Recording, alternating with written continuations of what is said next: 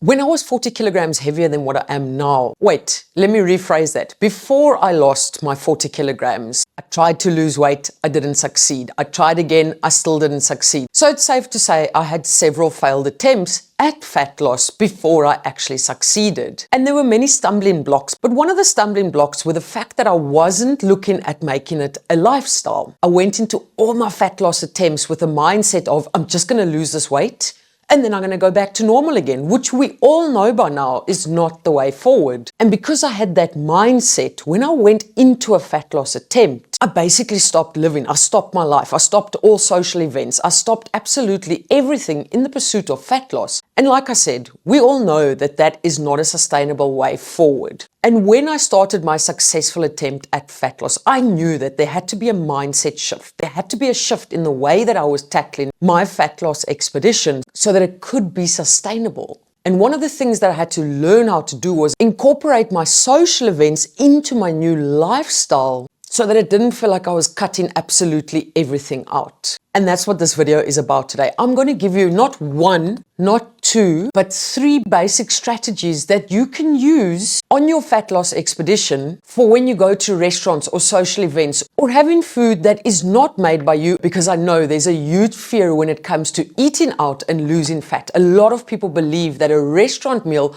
can't be part of their plan. Maybe you feel the same way. Maybe you feel that you can't go eat out if fat loss is the goal. So today in this video, we're going to tackle those 3 strategies to help you continue living your life whilst you try and pursue that thing called fat loss. Number 1, the backtrack method. Now, what do I mean when I say the backtrack method?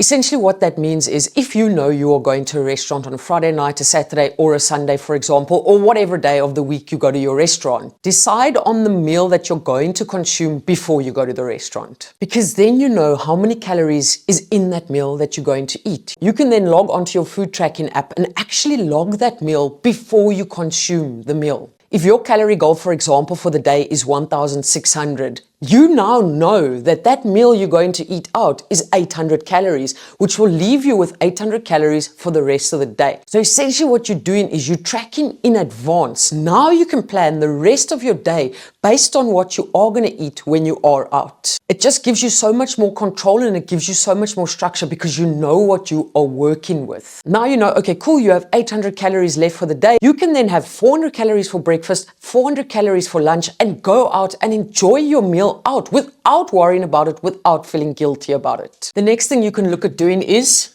making some smart calorie swaps. Let's say, for example, you go eat out a lot, so frequently. You probably know the menu off by heart already. What you're going to need to start doing in that case is instead of not going to eat out anymore because now you want to lose a little bit of fat, continue going out, but make smarter choices with your calories whilst you are out. So for example, what a lot of people will do is just not order anything that they enjoy at all and have a salad. And immediately it makes the excursion less enjoyable. It makes the expedition less enjoyable. So what you want to do is say, you know what, instead of having the burger and the chips and the beer, proceed with having the burger, a salad, and maybe a beer and water. So immediately what you're doing, you're reducing the calories by removing the chips, but you're still having the burger, which you enjoy. So you're still enjoying the experience. Again, you're not sacrificing, you are compromising. But again, you and a lot of other people might have the mindset of, oh, I can't have the burger or I can't have the chips.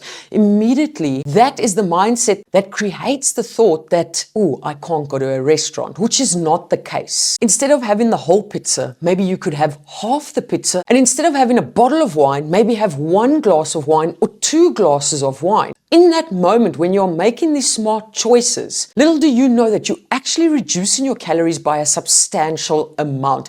And that brings me to the next point. Point number 3, your weekly averages. A lot of people, myself included, right in the beginning of several of my failed fat loss attempts, I would always focus on what I did on one very specific day. And if I had a burger on one day, I had told myself I had failed because I had told myself I'm not allowed to have the burger. But it is an absolute game changer when you start looking at your average calorie consumption. So you're not only focusing on what you do on one very specific day, but you're focusing on what you do over a period of time. Oh, but Mandy, how is that going to help? That's going to help you realize that having one burger is not the thing that is going to cause the major train smash. It's thinking that having one burger is not allowed that then leads to that spiral out of control when you do have that burger. So when you look at your averages over time, your average calorie consumption over 7 days, 14 days, 21 days, you realize that one higher calorie day is not a major train smash, because it's not what you do on one day that makes or breaks your expedition.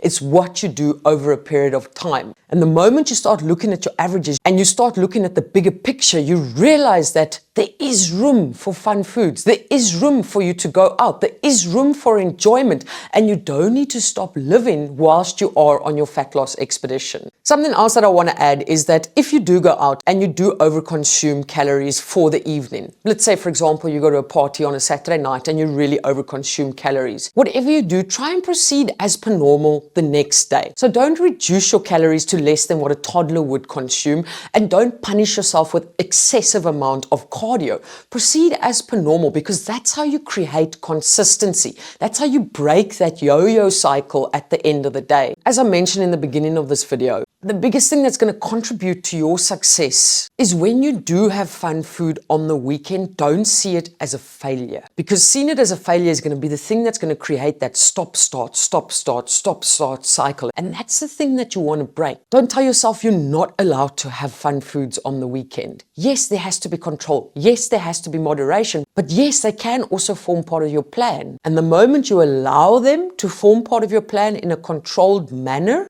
that's the moment where you're like, oh, cool, it's part of the plan. I didn't fail. That's the moment where you proceed as per normal. That's the moment you break that stop-start cycle. And that's the moment you start seeing consistent progress within your fat loss expedition. Let me know in the comments what you are struggling with. Not necessarily just with social events or weekends, anything that you are struggling with on your health and fat loss expedition. And I will make videos about the struggle to help you navigate that struggle better in the future. On that note, I'm going to love and leave you like I usually do. Keep smiling, keep laughing, and keep being kind to one another. Thank you, Danki, Asante Sana, for all of you that do watch my videos. Much appreciated.